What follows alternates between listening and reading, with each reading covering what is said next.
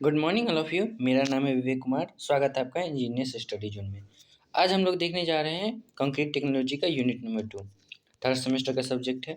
तो हम लोग ने यूनिट 1 को देख लिया था, इसका इंपॉर्टेंट क्वेश्चन जो भी था उसको डिस्कस कर लिया था। अब हम लोग चलते हैं यूनिट नंबर 2 पे। तो देखिए फर्स्ट क्वेश्चन क्या है यूनिट नंबर 2 में, what do you mean by aggregate. Aggregate से आप क्या समझते हैं, what are the requirement of a good aggregate, यानी गुड एग्रीगेट होने के लिए क्या क्या रिक्वायरमेंट है। ठीक है। नेक्स्ट क्वेश्चन देखिए, classify aggregate based upon its shape and size, यानी कि हम लोग को क्लासीफाई करना है एग्रीगेट को किस किस बेसिस पे, शेप के बेसिस पे और साइज के बेसिस पे। Third question, explain the phenomena of bulking of sand, यानी बल्किंग ऑफ सैंड क्या होता है, इसको हम लोग को डिस्कस करना है। फिर 3 टेस्ट है। टेस्ट कौन कौन सा है, impact test, crushing strength test और एब्रेशन वैल्यू टेस्ट। इन तीनों टेस्ट को हम लोग को डिस्कस करना है 1 बाई 1। ओके, चलिए हम लोग शुरू करते हैं अपना आज का डिस्कशन। तो हम लोग का पहला क्वेश्चन क्या था, एग्रीगेट को हम लोग को डिफाइन करना था। ओके, तो देखिए पहला क्वेश्चन क्या कह रहा है, पहला क्वेश्चन का answer, aggregate are the solid inert particle. Inert, सबसे पहले यहाँ पे देखिए सॉलिड और इनर्ट। सॉलिड क्या होता है, मतलब जिसका शेप एंड साइज हम लोग, शेप एंड साइज फिक्स होता है, उसको कहते हैं हम लोग सॉलिड। ओके, और इनर्ट पार्टिकल किसको कहते हैं, जो किसी से रिएक्शन नहीं करता है। यानी कि जब भी कंक्रीट हम लोग बनाते हैं, जब वो एग्रीगेट यूज करते हैं, तो क्या एग्रीगेट किसी से रिएक्शन करता है। हम लोग जानते हैं कि सीमेंट का रिएक्शन होता है, लेकिन एग्रीगेट का नहीं होता है। तो इसलिए इसको हम लोग बोले inert material. Aggregate are the solid inert particle that make up the majority of the concrete mixture, यानी कि सबसे ज़्यादा भाग क्या करते हैं हम लोग, मेजोरिटी किसका होता है, एग्रीगेट का। जैसे हम लोग 1, 2 और 4 का कंक्रीट लेते हैं, 1:2:4 का, तो यहाँ पे क्या है, एग्रीगेट का वैल्यू देखिए आप, यहाँ पे देखिए ये दोनों एग्रीगेट ही हैं। इस कोर्स एग्रीगेट है और ये फाइन एग्रीगेट है। इसमें क्या होगा, मतलब एक हम लोग सीमेंट मिला है तो 6 अनुपात में उसका एग्रीगेट है, यानी कि मोस्ट ऑफ द भाग क्या है, हम लोग कह सकते हैं एग्रीगेट है। ठीक है। नेक्स्ट देखिए, सैंड और क्रैक क्रस्ट रॉक, यानी सैंड हो सकता है या क्रैक्ड रॉक्स हो सकता है। Aggregate play a crucial role in determining the project property of concrete.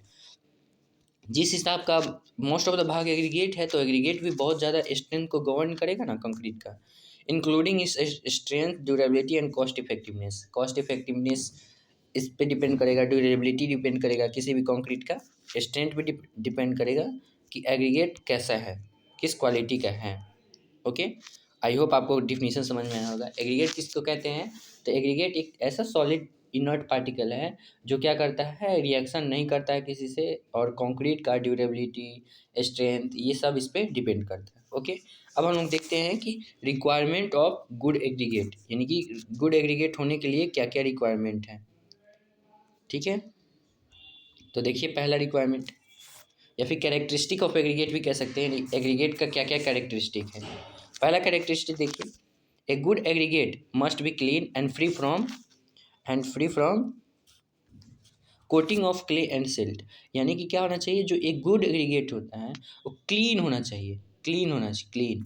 और फ्री किससे होना चाहिए, free from coating of clay, यानी कि इस पर धूल वगैरह नहीं लगा होना चाहिए, क्ले और सिल्ट लगा हुआ नहीं होना चाहिए।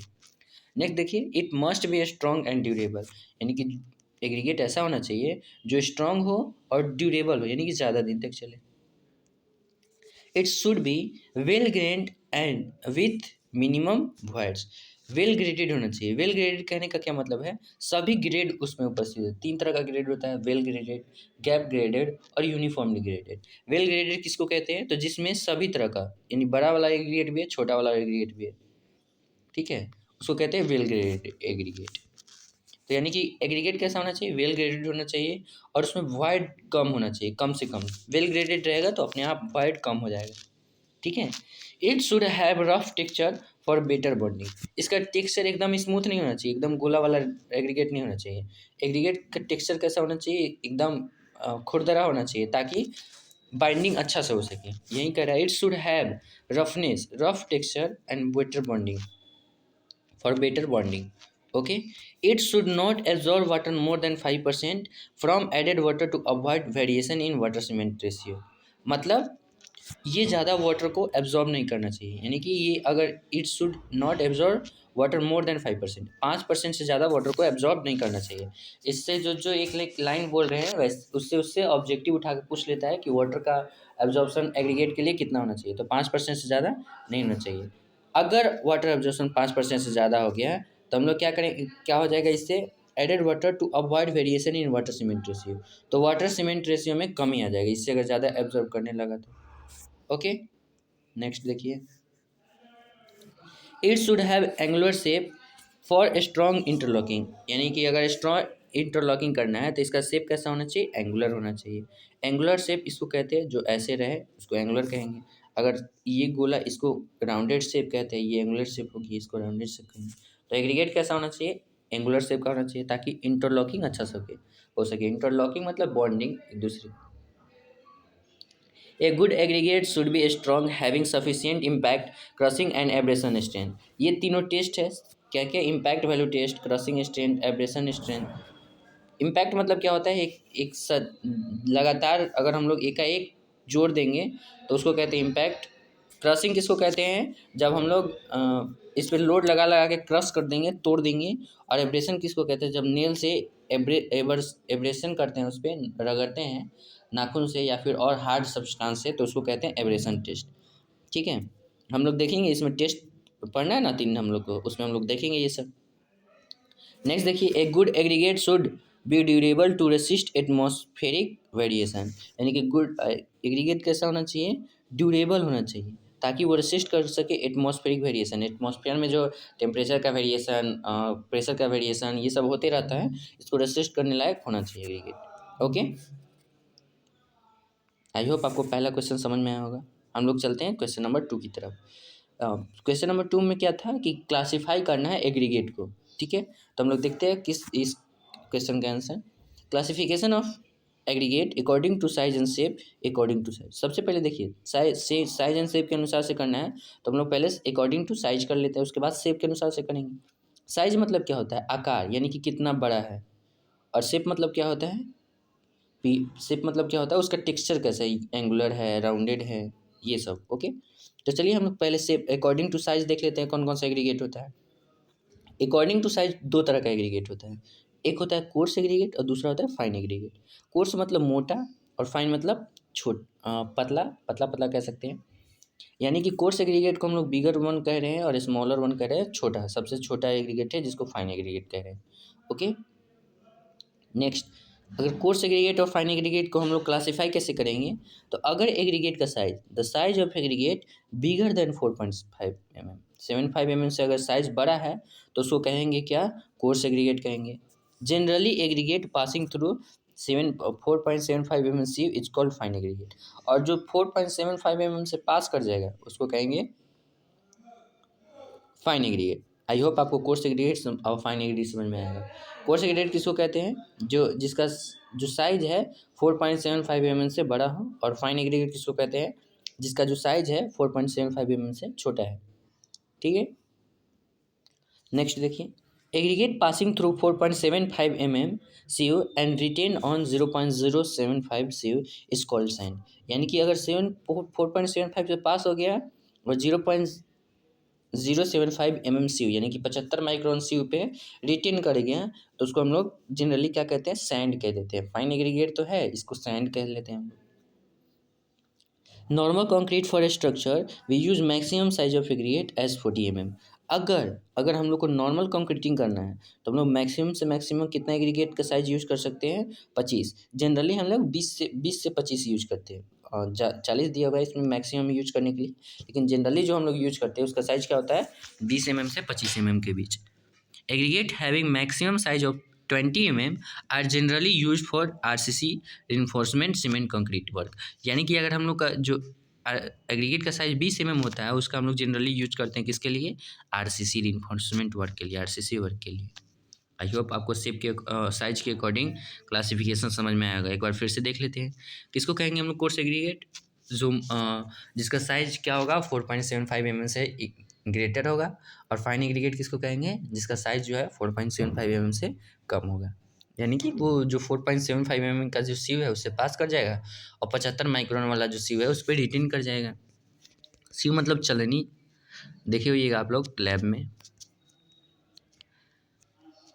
नेक्स्ट देखिए हम लोग क्या पढ़ने जा रहे हैं, different types of aggregate based on shape. हम लोग साइज के आधार पर देख लिए कैसे कि कौन कौन सा है, कोर्स और फाइन। अब हम लोग शेप के आधार पर देखते हैं। पहला है राउंड एग्रीगेट। राउंड मतलब गोलाकार, जो समुद्र के किनारे वगैरह मिलता है ना, वो देखिए हो गया राउंडेड शेप का रहता है। तो पहला हो गया राउंड एग्रीगेट।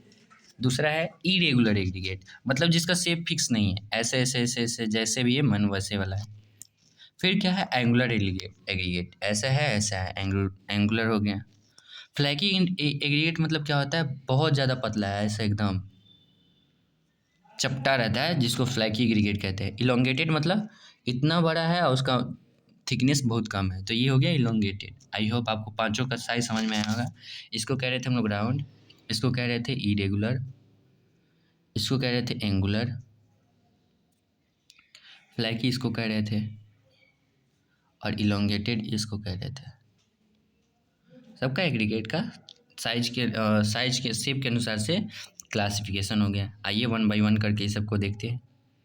राउंडेड एग्रीगेट किसको कहते हैं? These are obtain from river और सी, यानी कि ये जनरली कहाँ से मिलते हैं, रिवर से और या सी से मिलते हैं। क्योंकि इरोजन होते होते उसको गोला कर देता है, मतलब सरफेस का जो है वो इरोजन होते रहता है और गोला हो जाता है उससे।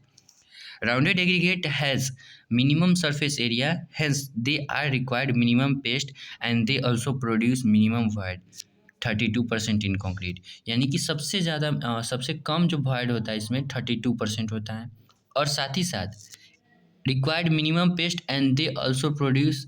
ये अगर वाइड कम होता है और साथ ही साथ इसका सरफेस एरिया भी कम होता है।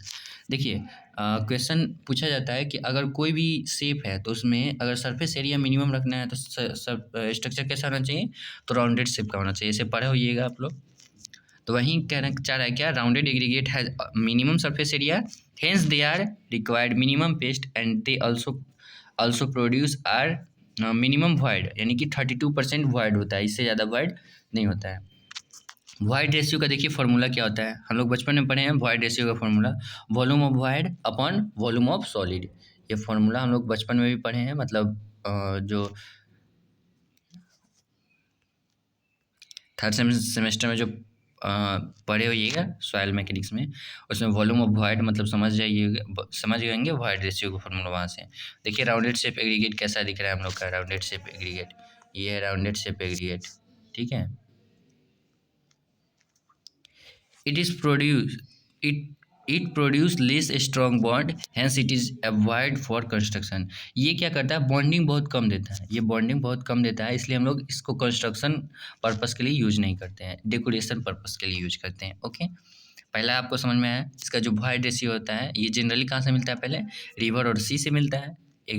जो राउंडेड शेप का एग्रीगेट होता है उसमें वॉइड रेशियो बहुत कम होता है, 32% होता है वॉइड, उससे ज़्यादा नहीं हो सकता है। और साथ ही साथ जो इसका सरफेस एरिया होता है वो सबसे मिनिमम होता है। ओके, और जो कम सीमेंट पेस्ट का रिक्वायरमेंट होता है इसमें, ठीक है। नेक्स्ट देखिए इरेगुलर इरीगेट। इरेगुलर इरीगेट किसको कहते हैं, इरेगुलर और partially rounded aggregate are partially shaped by pressed and they are available in the form of sands and gravel. ये जनरली किसके फॉर्म में अवेलेबल होता है, सैंड्स के और ग्रेवल के फॉर्मेट में। Irregular aggregate have void about 36% and required more paste as compared to rounded aggregate। हम लोग देखे थे जो राउंडेड एग्रीगेट था उसमें 32% वॉइड चाहिए, वॉइड रेशियो होता था, इसमें 36% वॉइड रेशियो होता है। और इसमें ज़्यादा सीमेंट पेस्ट, जितना ज़्यादा इसका सरफेस एरिया है उतना ज़्यादा हम लोग को पेस्ट का ज़रूरत होगा, तो इसमें पेस्ट क्या चाहिए होता है, ज़्यादा। This will give lesser workability when compare to rounded aggregate. जब हम लोग कंपेयर करते हैं राउंडेड एग्रीगेट से तो ये कम वर्केबिलिटी देता है। सबसे ज़्यादा वर्केबिलिटी किसका होता है, कौन सा एग्रीगेट का, तो राउंडेड एग्रीगेट का वर्केबिलिटी होता है सबसे ज़्यादा, और उससे अगर इसका कंपेयर करें तो इसका कम होगा। Bond strength is slightly higher than rounded aggregate. देखिए वर्केबिलिटी कम होता है राउंडेड का और बॉन्ड स्ट्रेंथ ज़्यादा होता है, but not are required for high strong concrete. लेकिन हाई स्ट्रेंथ कंक्रीट के लिए रिक्वायरमेंट ये फुलफिल नहीं करता है। देखिए बॉन्ड स्ट्रेंथ क्या होता है, इसका ज़्यादा होता है, थोड़ा सा ज़्यादा होता है, हायर देन राउंडेड एग्रीगेट। किससे, तो राउंडेड एग्रीगेट के कंपेयर में ज़्यादा होता है। Not as required for high construction concrete, लेकिन फिर भी हम लोग हाई जहाँ पे स्ट्रेंथ चाहिए होता है वहाँ पे हम लोग इसको यूज़ नहीं करते हैं। देखिए इरेगुलर एग्रीगेट का शेप कुछ ऐसा इस तरह से दिखता है, ठीक है। आई होप आपको समझ में आया होगा। नेक्स्ट हम लोग पढ़ते हैं इरेगुलर शेप का। इरेगुलर शेप देख लिए, एंगुलर शेप का एग्रीगेट देखते हैं। तो एंगुलर शेप एग्रीगेट मतलब क्या होता है, दे आर से sharp angular and rough part will have big maximum wide about 40%। इसमें सबसे ज़्यादा वाइड होता है, पहला में देखिए 32%, दूसरा में देखिए 36%, इसमें होता है 40%। ये वाला जो था ऊपर वाला क्या नाम था उसका, इरेगुलर एग्रीगेट, वो पार्शियली राउंडेड एग्रीगेट होता था, और ये इसमें राउंडिंग का कोई चांसेस नहीं है, ठीक है। तो इसलिए ये क्या होता है, शार्प होता है, यानी कि चिकना होता है एकदम, शार्प मतलब नुकीला, एंगुलर होता है, and rough part will having maximum wide, यानी कि इसमें ज़्यादा रफ पार्ट होता है, ठीक है। और रफ हम लोग को कंस्ट्रक्शन के लिए चाहिए होता है ताकि बॉन्डिंग अच्छा से हो सके। Angular aggregate provides very good bond than the rounded, and irregular aggregate then they are more suitable for high strength concrete and pavement। यानी कि ये जो कंक्रीट और हाई स्ट्रेंथ कंक्रीट बनाना है या फिर रोड बनाना है, इसके लिए क्या होता है, ज़्यादा सुटेबल होता है कौन सा aggregate, angular aggregate. It requires more cement paste, ये बहुत ज़्यादा सीमेंट पेस्ट रिक्वायर्ड करता है और इसका वर्केबिलिटी बहुत कम होता है, ठीक है। आई होप आपको समझ में आया होगा। दो बच गया हम लोग का, क्या, फ्लैकी एग्रीगेट और क्या है, इलोंगेटेड एग्रीगेट। देखिए हम लोग फ्लैकी और एग्रीगेट इलोंगेटेड एग्रीगेट का यूज बहुत कम करते हैं। हम लोग चाहते ही नहीं है कि फ्लैकी एग्रीगेट हो या फिर इलोंगेटेड एग्रीगेट कहीं पे हो, ठीक है। The aggregate is said to be flaky when its least lateral dimension, यानी कि थिकनेस, जो थिकनेस है 3/5 या 0.6 टाइम, 3/5 को ही हम लोग 0.6 बोलते हैं, चेंज करिएगा तो 0.6 आ जाएगा, okay. Of the mean dimension, यानी कि जो इसका सबसे पतला वाला भाग होगा, ये इसका लंबाई चौड़ाई होगा, इसका कुछ थिकनेस होगा, यहाँ से यहाँ तक कुछ थिकनेस होगा, ऐसा कुछ दिखेगा ना, ऐसा 3D में देखेंगे तो इसका जो थिकनेस है सबसे कम जो डायमेंशन है वो 3/5 से कम नहीं होना चाहिए। 3/5 से अगर उससे भी कम है तो उसको हम लोग कह देंगे फ्लैकी एग्रीगेट है, मतलब चपटा एग्रीगेट है। तीनों डायमेंशन लगभग बराबर बराबर रहेगा तब उसको नॉर्मल एग्रीगेट कहते हैं। लेकिन अगर जो छोटा वाला सबसे डायमेंशन है, ध्यान दीजिएगा, सबसे छोटा वाला जो डायमेंशन है वो मीन डायमेंशन का 3/5 से छोटा नहीं होना चाहिए, ओके। आई होप आपको समझ में आया होगा। और इसके लिए हम लोग टेस्ट करते हैं, flakiness index test, elongated index test के लिए हम लोग टेस्ट करते हैं। When aggregate passes through 50 mm CU and retain on 40 mm CU, then mean dimension is, दोनों को डिवाइड करके 2, यानी कि अगर 50 mm से पास कर जाता है, 40 mm पर रिटेन कर जाता है, तो मीन डायमेंशन कैसे कैलकुलेट करते हैं, दोनों को जोड़ के डिवाइड कर देते हैं। अभी आया ना, मीन डायमेंशन का 3/5 से उसका जो थिकनेस है वो कम नहीं होना चाहिए। तो मीन डायमेंशन कैसे निकालते हैं, सी जिस सी से पास कर रहा है और जिस सी पर रिटेन कर रहा है, दोनों सी को जोड़कर 2 से डिवाइड कर देते हैं। मीन निकालने तो आता ही होगा। If least lateral dimension is less than 3/5 times 45, यानी कि 3/5 कर दिया, एक न्यूमेरिकल क्वेश्चन के जैसा हो गया ये, यानी कि 3/5 गुने 45 तो कितना है, 27 mm। अगर 27 mm से ज़्यादा है तब तो ठीक है एग्रीगेट, लेकिन अगर then the aggregate is called flaky, अगर इससे कम है, लिस्ट लेटर डायमेंशन है लेस देन है किससे, 27 mm से, 27 mm से लिस्ट लेटर डायमेंशन जो 27 mm कैलकुलेट करके है ना, उससे भी कम है तो उसको हम लोग कहेंगे फ्लैकी एग्रीगेट। इसको देखिए लेंथ, इसको ब्रेथ और इसका थिकनेस कुछ ऐसा है, ठीक है। आई होप आपको समझ में आया होगा। नेक्स्ट हम लोग चलते हैं elongated aggregate test. Elongated aggregate said to be elongated when its length is more than 1.8 mean dimensional. अभी हम लोग मीन डायमेंशन निकालना सीखे हैं, तो अगर 1.8 से ज़्यादा होगा, जैसे अभी इसके लिए निकालना चाहें तो क्या होगा, 45 mm मीन डायमेंशन है हम लोग का, 45 गुने 1.5 करेंगे तो कितना आएगा, सॉरी 1.8 टाइम्स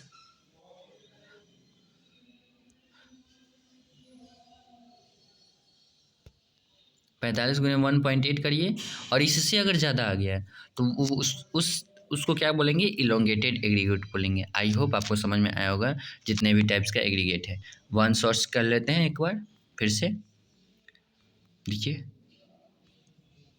हम लोग सबसे पहले क्लासीफाई किए दो शेप के अकॉर्डिंग, तो उसके अनुसार से दो एग्रीगेट था, coarse aggregate, fine aggregate. Coarse aggregate अगर हम लोग 4.75 mm से ज़्यादा था उसको कह रहे थे कोर्स एग्रीगेट, और साइज अगर 4.75 mm से कम था तो उसको बोल रहे थे फाइन एग्रीगेट।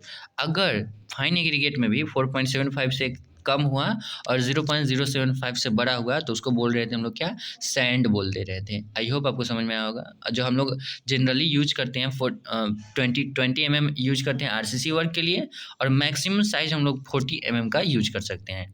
आई होप आपको समझ में आया।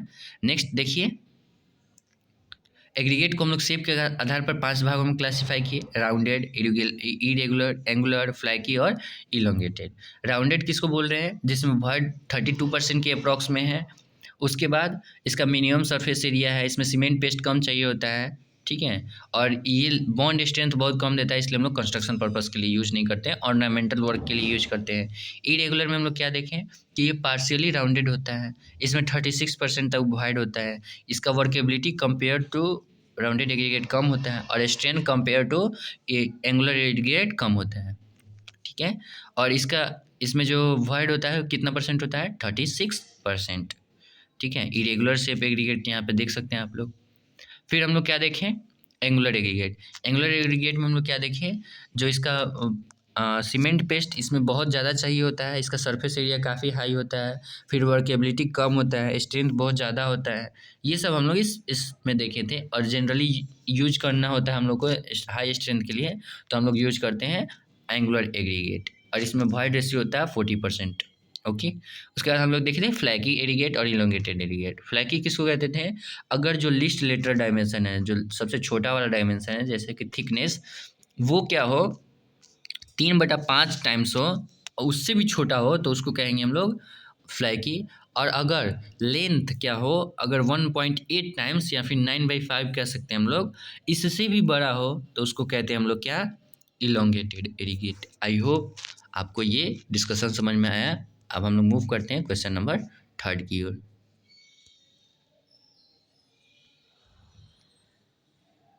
क्वेश्चन नंबर 3 क्या था, बल्किंग ऑफ सैंड को एक्सप्लेन करना था। तो देखिए बल्किंग ऑफ सैंड क्या होता है, the presence of moisture in sand increases the volume of sand.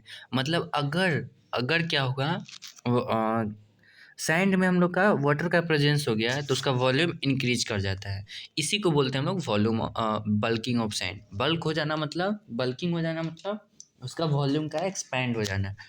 तो कितना परसेंट पर होता है ये सब क्वेश्चन पूछा जाता है। देखिए आगे पहले, this is due to fact that moisture causes film of water around the sand particle which results in the increase of volume of sand। मतलब क्या होता है, देखिए यहाँ पे एक ये पार्टिकल है सैंड का, एक ये पार्टिकल है, जब ड्राई स्टेट में था, अगर मान लीजिए कि इसमें हम लोग वाटर मिला दिए तो क्या हो जाएगा, इस सैंड के पार्टिकल के ऊपर से एक लेयर चढ़ जाएगा वाटर का, फिर ये सैंड के पार्टिकल के ऊपर से एक वाटर का लेयर चढ़ जाएगा। तो यानी कि क्या इससे रिजल्ट क्या होगा, जो है वॉल्यूम एक्सपैंड कर जाएगा, ठीक है। For a moisture content 5 to 8%, the increase in volume may be about 5 to 8%। मतलब अगर मॉइस्चर कंटेंट 5 से 8% रहेगा, 5 से 8% मॉइस्चर कंटेंट रहेगा, तो उस समय वॉल्यूम कितना इंक्रीज कर सकता है, 5 से 8% तक वॉल्यूम इंक्रीज कर सकता है, depending upon the grading of sand. यानी ये डिपेंड करता है कि कैसा ग्रेड है, कैसा ग्रेड का हम लोग सैंड यूज कर रहे हैं। The finer the material, the more will be the increase in volume for a given moisture content। यानी कि एक given moisture content पे जितना फाइन मटेरियल रहेगा, यानी कि जितना ज़्यादा फाइनर सैंड रहेगा उतना ज़्यादा उसके वॉल्यूम में इंक्रीजेस देखने को मिलेगा। This phenomena is known as bulking of sand. इसी फिनोमिना को कहते हैं bulking of sand. I hope आपको ये सब समझ में आया होगा। क्वेश्चन इससे क्या पूछता है कि कौन सा ऐसा वाटर कंटेंट है जिस पे बल्किंग ऑफ सैंड सबसे ज़्यादा होता है। तो हम लोग क्या जवाब देंगे, 5 से 8% वाटर कंटेंट पे। और ये 5 से 8% वाटर कंटेंट जो होता है इसी को बोलते हैं हम लोग OMC। क्या बोलते हैं, OMC, optimum moisture content. Okay, आई होप आपको समझ में आया होगा। बल्किंग ऑफ सैंड जहाँ पे मैक्सिमम होता है उसी पॉइंट को हम लोग बोलते हैं OMC पॉइंट, यानी कि ऑप्टिकल मॉइस्चर कंटेंट वाला पॉइंट। तो इससे ऑब्जेक्टिव क्या क्या बन सकता है कि वॉल्यूम ऑफ सैंड कितना कब सबसे ज़्यादा होता है तो जब ऑप्टिमम मॉइस्चर कंटेंट होता है तब। कैसे ज़्यादा हो जाता है? क्योंकि जो सैंड पार्टिकल है उनके बीच में एक फ़िल्म बन जाता है वाटर का, तो इसके कारण से ज़्यादा हो जाता है। फिर अगर 5 से 8% तक बढ़ाएँगे, उससे आगे जाएँगे तो वाटर वैसे ही सैंड का जो वॉल्यूम है डिक्रीज़ करने लगेगा। ठीक है? देखिए इसका ग्राफ हम लोग कैसे बनाएँगे? ये रहा हम लोग का एक्स एक्सिस। एक्स एक्सिस पे हम लोग क्या देंगे? ये रहा हम लोग का क्या? X axis. ये रहा हम लोग का वाई एक्सिस। ठीक है, एक्स एक्सिस और वाई एक्सिस बना लिए। इसमें हम लोग एक्स एक्सिस पे क्या देंगे? Presence of moisture added by weight, यानी कि हम लोग इसमें एक्सेस कितना हम लोग वाटर को ऐड कर रहे हैं वो देख रहे हैं। इसमें क्या हो रहा है? Percentage increase in volume over dry rounded aggregate, यानी कि जो ड्राई स्टेट में था वो वाला वॉल्यूम है, और इधर हम लोग वाटर इंक्रीज करते जाएंगे तो इधर हम लोग को वॉल्यूम इंक्रीज करने को मिलेगा। एक्स एक्सिस पे इंडिपेंडेंट वेरिएबल को रखते हैं तो इंडिपेंडेंट यहाँ पे क्या है? वाटर का क्वांटिटी, और यहाँ पे वॉल्यूम इस पे डिपेंड कर रहा है एक्स पे कि जितना ज़्यादा वाटर होगा उसके अनुसार से वॉल्यूम होगा। तो देखिए अगर वाटर नहीं रहता है, अगर वाटर नहीं रहता है तो कैसा कैसा वॉल्यूम रहता है? ऐसा वॉल्यूम रहता है, ऐसा वॉल्यूम रहता है। ओके, अगर वाटर वाटर नहीं रहता है, सॉरी वाटर नहीं रहता है तो यहाँ पे रहता है उसका वॉल्यूम। अगर जैसे जैसे हम लोग 5 से 8% वाटर मिलाते हैं तो यहाँ पे आ जाता है। हम लोग पीछे देख लिए थे 5 to 8% बढ़ जाता है उसमें, उसको करेक्ट कर लीजिएगा। जब 5 से 8% वाटर कंटेंट रहता है तो 30% तक वॉल्यूम इंक्रीज देखने को मिलता है, 30% तक। ओके, अगर देखिए जैसे जैसे पार्टिकल का साइज छोटा हो जाता है, जैसे कोर्स है यहाँ पे फाइन, मीडियम है यहाँ पे फाइन है, तो जैसे जैसे पार्टिकल का साइज बढ़ता हुआ जा रहा है वैसे वैसे क्या हो रहा है? हम लोग का जो ग्राफ है वो बढ़ते जा रहा है। हम लोग देखे थे कि ग्राफ पर भी डिपेंड करता है, मतलब fineness of the cement sand पे भी डिपेंड करता है। आई होप आपको optimum moisture content sorry bulking of sand समझ में आया होगा। इसी को बोल रहे हैं हम लोग ओएमसी पॉइंट, इसी को बोल रहे हैं ओएमसी पॉइंट, इसी को क्या बोल रहे हैं? OMC point, optimum moisture content point, जहाँ जिस वाटर कंटेंट पे जो सैंड का है वॉल्यूम मैक्सिमम होता है, यानी कि सैंड बल्किंग सबसे ज़्यादा बल्क होता है, उसी वाटर कंटेंट को हम लोग क्या बोलते हैं? Optimum moisture content. ओके, चलिए उसके बाद हम लोग का टेस्ट था, 3-4 तरह का जो टेस्ट था उसके बारे में हम लोग देखते हैं। सबसे पहले हम लोग देखते हैं I V impact value test. I V S कह सकते हैं उसमें, आई वी टी कह सकते हैं उसको, इम्पैक्ट वैल्यू ऑफ एग्रीगेट। यानी इम्पैक्ट वैल्यू ऑफ एग्रीगेट को हम लोग कैसे टेस्ट करते हैं? देखिए यहाँ पे, the aggregate impact test is conducted to measure of the resistance of aggregate to sudden shock. देखिए इम्पैक्ट का मतलब क्या होता है? जब उस पर सडन लोड लगता है, सडन लोड, तब वो फेल होता है कि नहीं, इसको हम लोग कहते हैं इम्पैक्ट। क्या कहते हैं? इम्पैक्ट। तो इस जैसे ही हम लोग इम्पैक्ट टेस्ट कर रहे हैं तो हम लोग शॉक का बात करेंगे, सडन शॉक का। तो देखिए क्या कह रहा है?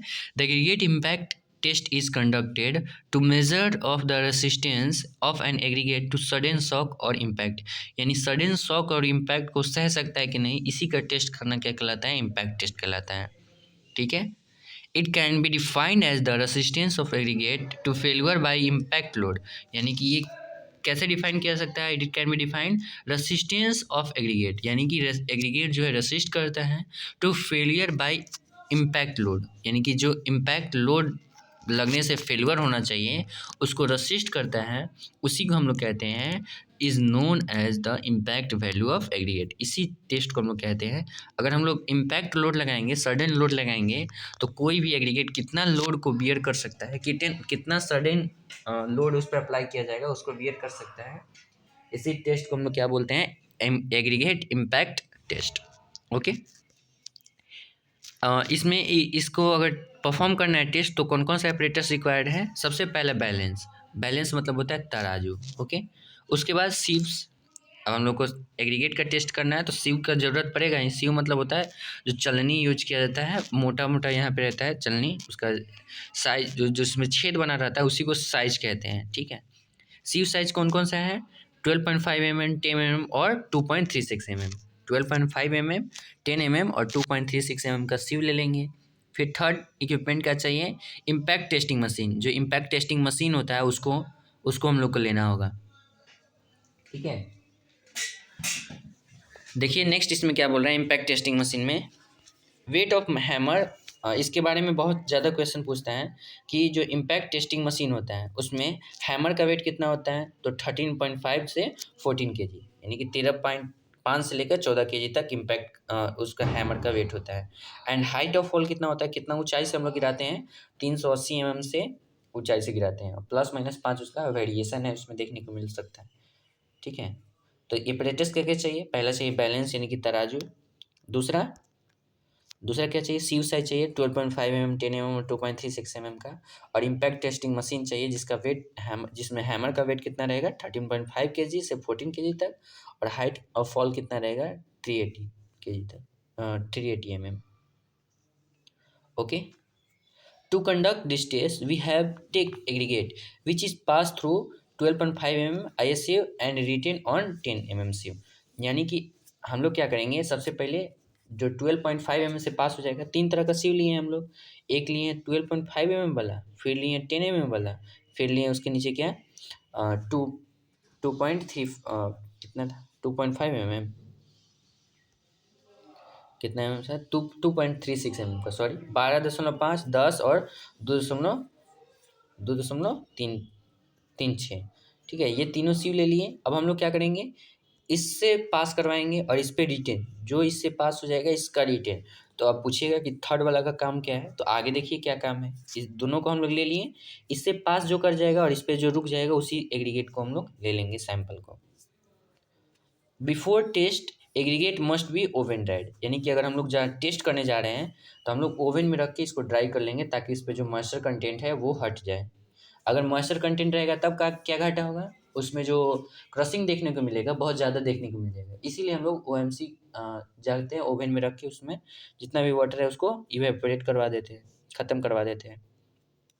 Aggregate sample is filled about 1/3 in cylindrical steel cup and tamped with 25 stalks of rounded end of tamping. यानी कि हम लोग क्या करेंगे, 1/3 फिल करेंगे एग्रीगेट को और टेम्पिंग करेंगे 25 बार। जो कप में हम लोग को फिल करना है, जिस मोल्ड में हम लोग को फिल करना है, उसमें क्या करेंगे, सबसे पहले 25 बार फिल करें, उसमें फिल करेंगे, उसके बाद 25 बार उसको टेम्प करेंगे टेम्पिंग रड से। Further, similarly, quantity of aggregate shall be added and tamping और 25 स्ट्रोक्स गिवन। मतलब क्या करना है, पहले बार में हम लोग 25 mm भरेंगे, फिर सॉरी पहले बार में हम लोग 1/3 फिल करेंगे, उसके बाद 25 नंबर ऑफ उसमें स्टॉक्स लगाएंगे, टेम्पिंग करेंगे, फिर हम लोग फिर जब 1/3 फिल करेंगे यानी कि 2/3 फिल हो जाएगा, फिर 25 ब्लो करेंगे। ठीक है, ऐसे करते करते पूरा फिल कर लेंगे। We fill the cup with the 3 layer, यानी कि 3 लेयर में हम लोग उसको फिल करेंगे। 1/3 कर रहे हैं तो आपको सब बात है कि 3 लेयर में फिल करेंगे। And each layer is tamped by 25 stroke, यानी कि और हर एक लेयर को हम लोग 25 स्ट्रोक्स क्या करेंगे और टेम्पिंग रड से टेम्प करेंगे। After filling the cup with sample of aggregate, weight of aggregate is measured, यानी कि फिल करने के बाद तीनों लेयर में फिल करने के बाद हम लोग सैंपल का वेट ले लेंगे और उसको हम लोग क्या करें WA। तो इस WA को नोट कर लिए। सबसे पहले देखिए हम लोग क्या किए थे, 12.5 mm का सीव लिए थे, उससे पास होकर जो 10 mm पे रिटेन कर रहा था वैसा एग्रीगेट ले लिए थे। फिर हम लोग सिलेंड्रिकल कंटेनर ले रहे हैं, उसको 1/3 फिल कर रहे हैं, टेम्प कर रहे हैं, फिर 1/3 फिल कर रहे हैं, 25 बार टेम्पिंग रड से टेम्पिंग कर रहे हैं, और उसके बाद इसको वेट कर लिए हैं जिसको हम लोग बोल रहे हैं WA। The cup shall be fixed in position on the base of machine and hammer shall be raised until its lower face is 380 mm above the upper face of aggregate in the cup and allowed to fall freely on the aggregate। मतलब क्या करेंगे, हम लोग इसमें cup में fill कर लिए, इसमें हम लोग मोल्ड में फिल कर लिए एग्रीगेट को, इसे फिल कर लिए, हम लोग मशीन के पास ले जाएंगे और इसमें जो हैमर है, हैमर को क्या करेंगे, हम लोग उठाएंगे, हैमर को उठाएंगे, कब तक, कितना ऊंचाई तक, कम से कम इस दोनों सरफेस के बीच 380 mm का गैप होना चाहिए, और वहाँ से इसको फ्री फॉल कराएंगे, यानी कि आराम से छोड़ देंगे। The sample of aggregate must subjected to the total of 50 such blows, यानी कि ऐसा कितना बार छोड़ेंगे ऊपर लेकर, 15 बार। कितना बार छोड़ेंगे, 15 बार। ठीक है, अब क्या करेंगे, after impact crushed will sieve on 2.36 mm sieve, यानी कि क्या करेंगे, अब जब क्रस्ट हो गया है तब उस सैंपल को लेंगे, अब सीविंग करेंगे यानी कि चलनी में ले जाएंगे, चालेंगे उसको कौन सा सीव से 2.36 में। पहले हम लोग 12.5 और 10 से सीव किए थे। अब यहाँ पे हम लोग कौन सा यूज कर रहे हैं, 2.36 सीव साइज यूज कर रहे हैं। The weight of aggregate WB shall be measure taken passing through 2.36, यानी जो 2.36 से पास हो गया है उसको हम लोग WB नोट कर रहे हैं। पहले WA किसको नोट किए थे, जो सैंपल हम लोग फिल किए थे मोल्ड में उसको WA कह रहे थे। WB किसको कह रहे हैं, जो पास हो गया उसको कह रहे हैं हम लोग WB।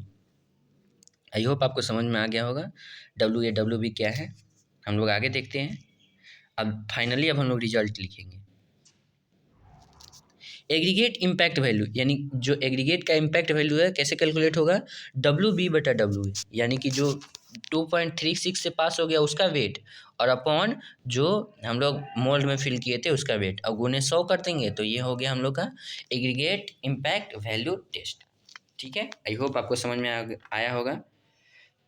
WA क्या है, weight of gram, weight in gram of aggregate sample, और WB क्या है, weight in gram of aggregate passing through 2.36 ISA, यानी जो 2.36 से पास हो जाता है। आई होप आपको समझ में आ गया होगा। फिर भी हम लोग एक बार फिर से देख लेते हैं क्या था ये।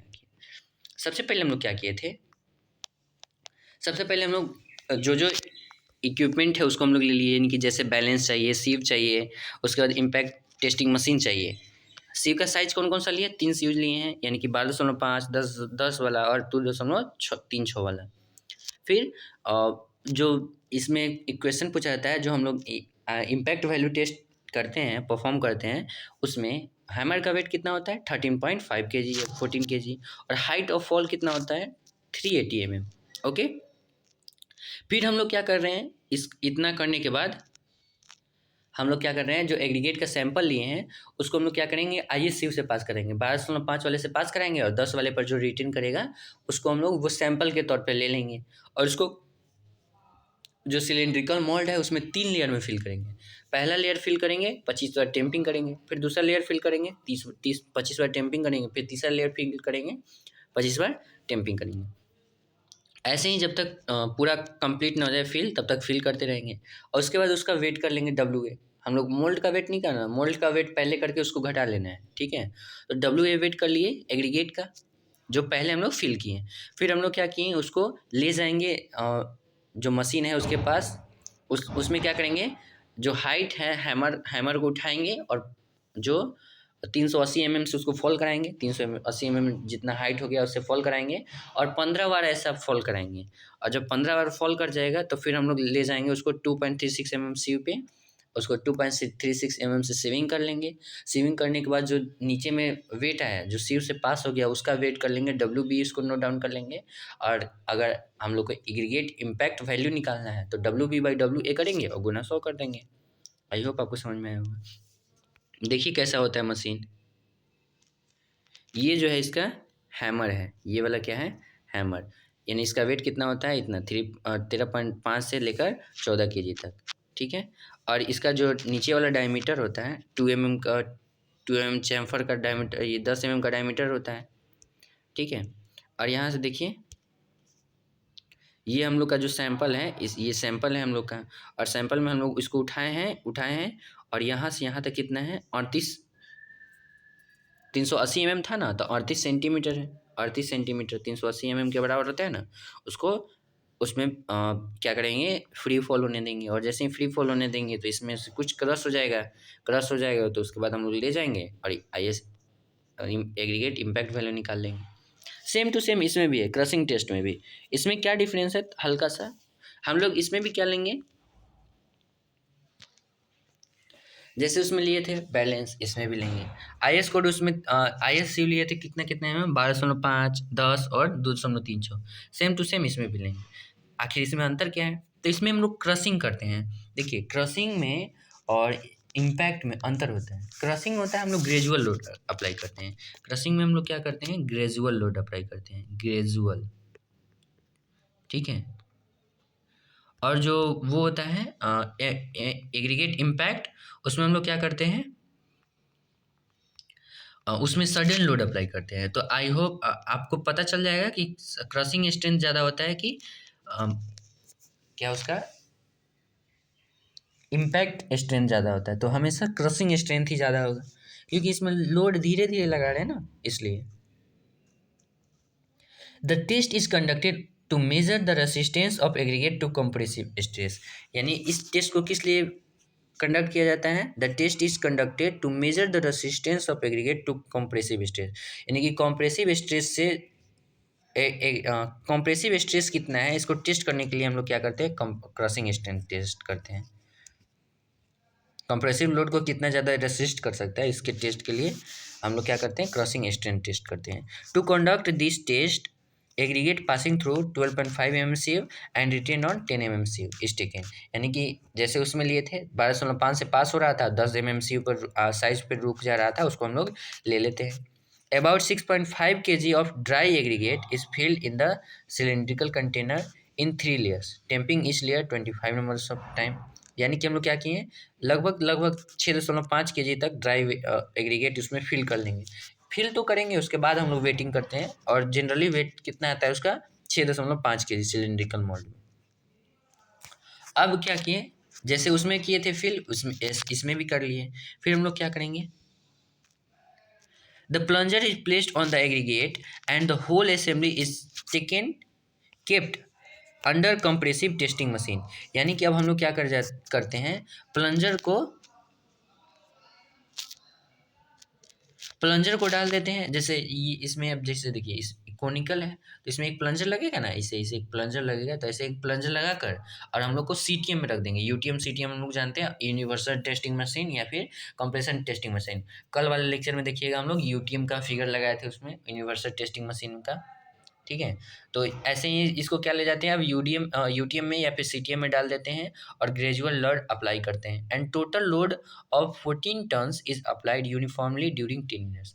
यानी कि 10 मिनट तक के लिए हम लोग 40 टन्स लोड अप्लाई करते रहेंगे कंटिन्यूअसली। ठीक है, the load is removed and aggregate is taken out and sieve on 2.36 MMCU। यानी कि हम लोग क्या करेंगे, लोड को हटाएंगे और क्या करेंगे, 2.36 MMCU है उसको ले लेंगे। देखिए उसमें और इसमें इतना ही अंतर है कि उसमें क्या किए थे, हम लोग हैमर के नीचे ले गए थे और 15 बार उसको हम लोग हैमर को, जिसका वेट कितना था, जिसका वेट था इसमें 300, कितना वेट था जी, 13 से 13.5 kg से लेकर 14 kg वेट तक उसको हम लोग फ्री फॉलो दे देते 15 टाइम्स। ठीक है, लेकिन इसमें क्या करते हैं हम लोग, यूटीएम में ले जाते हैं और इसको 40 टन लोड को हम लोग कितना कितना देर के लिए, लगभग कितना देर के लिए हम लोग इसमें लगाते हैं, 10 मिनट के लिए। ओके, मतलब हम लोग क्या करते हैं, 40 टन लोड जो है 10 मिनट के लिए लगातार लगा देते हैं उसमें। और उसके बाद क्या करते हैं, 2.36 MMCU से पास कर लेते हैं। इसको हम लोग W2 नोट कर लेंगे। ठीक है, W1 किसको नोट करेंगे, जो सैंपल हम लोग मोल्ड में फिल किए हैं उसको। अब हम लोग अगर क्रशिंग वैल्यू निकालना है तो सेम फॉर्मूला, W1/W2। W1 क्या है, weight of dust particle passing through 2.36 mm। यानी कि जो 2.36 mm से पास हो जाता है, इसको भी हम लोग अगर उसके टर्म में लिखना चाहिए तो हम लोग इसमें भी लिख सकते हैं WB, यानी कि सेकेंड टाइम में जो वेट है जो पासिंग हो गया है, बटा WA इंटू 100। ओके, ऐसे करेंगे जैसे उसमें सेम फार्मूला था, इसमें भी सेम फार्मूला लगेगा। तो उससे हम लोग का क्या निकल जाएगा, aggregate crushing value test. The dust passing through 2.36 mm is measured in weight. Aggregate crushing value should not be more than 30% when aggregate used as surface road construction। मतलब अगर 30% से ज़्यादा होगा तो हम लोग सरफेस रोड कंस्ट्रक्शन के लिए यूज नहीं कर सकते हैं। देखिए इसका टेस्ट का डायग्राम हम देख लेते हैं, टेस्ट का डायग्राम कैसा होता है। हम लोग क्या किए हैं, एक सिलिंड्रिकल मोल्ड था, उसमें हम लोग 3 लेयर में एग्रीगेट को फिल कर लिए, 1 2 3 लेयर में फिल कर लिए। उसके बाद एक प्लंजर की सहायता से हम लोग इस पे यूटीएम की सहायता से लोड लगा रहे हैं। और कितना लोड लगाएंगे, 40 टन 10 मिनट के लिए। तब जाके इसमें कुछ ना कुछ एग्रीगेट क्रश हो जाएगा और उस क्रश को हम लोग 2.36 mm से पास कराएंगे तो हम लोग क्रश का वेट पता चल जाएगा। और उसके बाद हम लोग उसको मेजर करके हम लोग अपना क्रशिंग स्ट्रेंथ टेस्ट, यानी कि क्या बोलते हैं इसको, एग्रीगेट क्रशिंग वैल्यू निकाल सकते हैं। आई होप आपको समझ में आया होगा। अब हम लोग चलते हैं लास्ट टेस्ट के तरफ, जिसको बोलते हैं एब्रेशन रेसिस्टेंस टेस्ट। क्या बोलते हैं, एब्रेशन रेसिस्टेंस टेस्ट।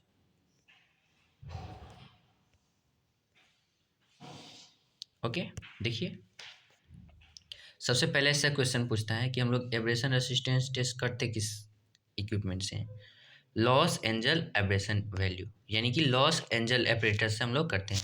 देखिए दिखता कैसा है, देखिए हम लोग पहले इसको देख ही लेते डायग्राम, उसके बाद देखेंगे। इसमें क्या होता है, एक रोटेटरी ड्रम लगा होता है। ये ड्रम है एक तरह से, ये क्या है, एक तरह से ड्रम है, ड्रम है जो रोटेट करता है। ठीक है, हम लोग 500 बार इसको रोटेट करवाते हैं। अब जितना रिक्वायरमेंट होगा उसके अनुसार से हम लोग देख लेंगे। ठीक है, और इसमें कुछ छोटा छोटा बॉल रखता है, लगभग 430 ग्राम का बॉल रहता है। हम लोग 8 से 10 बॉल उसमें रख देते हैं, और इस बॉल के रखने से ये जो ब्लेड है इसको ऊपर ले जाएगा, और एकाएक बॉलवा नीचे गिराता है तो इसमें कुछ ना कुछ क्रश हो जाता है। तो इसी को हम लोग कहते हैं एब्रेशन, यानी उसमें रेसिस्टेंस कितना आ गया। तो देखिए इसको कैसे हम लोग कंडक्ट करते हैं। This test give the value of resistance of aggregate to abrasion, यानी कि ये क्या देता है, resistance of aggregate to abrasion, यानी कि जब हम लोग एब्रेशन इस पे करते हैं, यानी कि किसी हार्ड मटेरियल से इस पे लेके रगड़ेंगे तो इसमें कितना इम्पैक्ट पड़ेगा, यानी कि रेसिस्टेंस इसका कितना होगा, उसको टेस्ट करने के लिए हम क्या करते हैं, एब्रेशन टेस्ट करते हैं। ओके,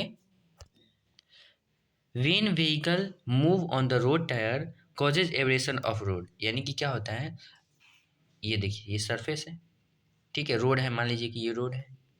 इस पे क्या होता है, मान लीजिए कि ये व्हील है, मूव कर रहा है। जब मूव करते करते ब्रेक अप्लाई करता है तो इस पे घर्षण होने के कारण से इसमें एब्रेशन होता है। रगड़ने से क्या होता है, इसमें एब्रेशन होता है। तो एब्रेशन टेस्ट अगर जब तक नहीं करेंगे तब तक हमको क्या कैसे पता चलेगा कि कितना ज़्यादा उसको एब्रेशन को रेसिस्ट कर सकता है। तो इसलिए हम लोग क्या करते हैं, एब्रेशन टेस्ट करते हैं। क्यों, when vehicle move on road tires causes abrasion of road, यानी that is aggregate used in road construction should be hard enough to resist abrasion, यानी कितना हार्ड होना चाहिए ताकि वो एब्रेशन को रेसिस्ट कर सके। In Los Angeles method the specific weight 5 kg to 10 kg, यानी कि हम लोग एग्रीगेट का सैंपल का वेट कितना रखेंगे, 5 kg से लेके 10 kg तक, यानी कि 5 kg रखेंगे या फिर 10 kg रखेंगे of the aggregate taken, and it is placed in cylindrical of Los Angeles machine along with the steel ball of approximately 48 mm diameter, weight approximately 400 gram, 6 to 12 ball। अगर wait देखिए हम लोग कितना कितना ले रहे हैं, एग्रीगेट का वेट ले रहे हैं 5 के जी से 10 kg, और इसमें बॉल जो ले रहे हैं हम लोग 6 से 12, जिसका वेट कितना है, एक बॉल का 400 ग्राम है। तो अगर 500 kg वेट 5 kg लेंगे तो 6 बॉल लेंगे, अगर 10 kg लेंगे तो 12 बॉल लेंगे। ठीक है, तो हम लोग मान लीजिए कि 5 kg लिए और 6 बॉल ले लिए, और सबका जो बॉल का डायमेंशन कितना है, डायमीटर 48 है, और जो बॉल का वेट है 400 kg है, सॉरी 400 ग्राम। और इसको लेकर किसमें फिल कर दिए, इसके अंदर डाल दिए, इसके अंदर डाल दिए। इसमें एक यहाँ से ओपनिंग है, यहाँ पे देखिए ओपनिंग है, इसके अंदर डाल देंगे और इसको रोटेट करवाएंगे। अभी देखिए नेक्स्ट स्टेप में the cylinder is rotate to 20 to 30 RPM, यानी 1 मिनट में, RPM क्या होता है, रोटेशन पर मिनट, रोटेशन या रिवॉल्यूशन पर मिनट, लिखा हुआ है यहाँ पे रिवॉल्यूशन पर मिनट। यानी कि क्या करेंगे, 1 मिनट में 20 से 30 बार उसको रोटेट करवाएंगे। आपको रोटेट नहीं करवाना है, वो ऑटोमेटिक रोटेट करता है, हम लोग इलेक्ट्रिसिटी सप्लाई कर देंगे तो। और अगर हम लोग 5 kg लिए हैं तो 5 kg के लिए 500 नंबर ऑफ रिवॉल्यूशन, अगर 10 kg सैंपल लिए हैं तो उसके लिए 1000 रिवॉल्यूशन लेंगे। आई होप आपको समझ में आया होगा।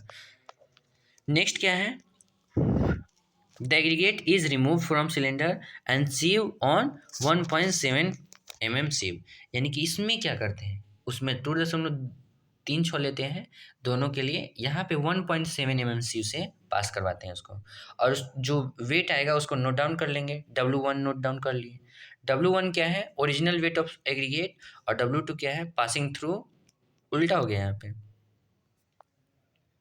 जो 1.7 mm से पास होगा उसको हम लोग क्या करेंगे, W2 कर लेंगे, और जो जो पहले हम लोग सैंपल लिए थे उसका वेट कितना कर लेंगे, W1 कर लेंगे, और 100 कर देंगे तो हम लोग का निकल जाएगा एग्रीगेट का जो एब्रेशन वैल्यू है वो कितना होगा। ओके, आई होप आपको समझ में आया होगा। For construction value not be more than 30%, यानी 30% से अगर ज़्यादा एब्रेशन हो रहा है तो हम लोग यूज नहीं करेंगे। आई होप आपको ये समझ में आया होगा। फिर से एक बार हम लोग लॉस एंजल्स को देख लेते हैं। लॉस एंजल्स में क्या है, हम लोग क्या करते हैं, सबसे पहले 5 से 10 केजी तक सैंपल लेते हैं। सबसे पहले सेम टू सेम इसमें भी ले लेंगे, 10 mm का, 12 mm का और 1.7 mm का सीव ले लेंगे। इसमें 3 बैलेंस ले लेंगे। फिर हम लोग एक जो इसका मशीन होता है एब्रेशन लॉस एंजल मशीन, उसको ले लेंगे। फिर उसको करने के बाद क्या करेंगे, सैंपल हम लोग ले लेंगे जो 10 से 12 से पास हो जाएगा, 1205 से, और 10 mm पर रिटर्न कर जाएगा। उसका 5 से 10 केजी हम लोग ले सकते हैं, 5 केजी भी ले सकते हैं, 10 केजी भी। अगर 5 केजी लेंगे तो हम लोग बॉल कितना डालेंगे, 6 गो। 10 केजी लेंगे तो बॉल कितना डालेंगे, 12 गो। और उस बॉल के बारे में बताया गया है, एक बॉल का जो डायमीटर होता है 48 mm, और बॉल का जो वेट होता है 400 ग्राम। ओके। और उसको क्या करेंगे, लॉस एंजल एपरेटस में डालेंगे, और उसको हम लोग 20 to 30 RPM के स्पीड से, आरपीएम मतलब होता है स्पीड ही, रोटेशन पर मिनट के स्पीड से 500 से लेकर 1000 रिवोल्यूशन लगवाएंगे। अगर 500 अगर 5 के सैंपल लिए है तो 500 रिवोल्यूशन, अगर 10 के सैंपल लिए हैं तो 1000 रिवोल्यूशन लगाएंगे। और जब उसको रिवोल्यूशन खत्म हो जाएगा तो हम लोग क्या करेंगे, उसमें से एग्रीगेट निकाल लेंगे, उस जो लॉस एंजल है उससे एग्रीगेट निकाल लेंगे, और उसको हम लोग वेट कर लेंगे। और जैसे ही वेट करेंगे तो क्या कर सॉरी, उसको वेट नहीं करेंगे, सबसे पहले 1.75 7 mm का जो सीव है उससे पास करवाएंगे, और तब वेट कर लेंगे। जो पास हो गया उसका वेट कर लेंगे, उसका वेट को हम लोग ऊपर रख देंगे, और जो पहले हम लोग का जो 5 केजी यूज किए थे वो नीचे रख लेंगे, और उसको 100 से मल्टीप्लाई कर देंगे। इसमें फॉर्मूला उल्टा लिखा गया है, W2/W1 होना चाहिए था। ओके। और रोड कंस्ट्रक्शन करना है तो एग्रीगेट का जो एब्रेशन वैल्यू है वो 30% से ज़्यादा नहीं होना चाहिए। आई होप आपको समझ में आ गया होगा। थैंक यू एवरीवन, मिलते हैं हम लोग नेक्स्ट सेशन में।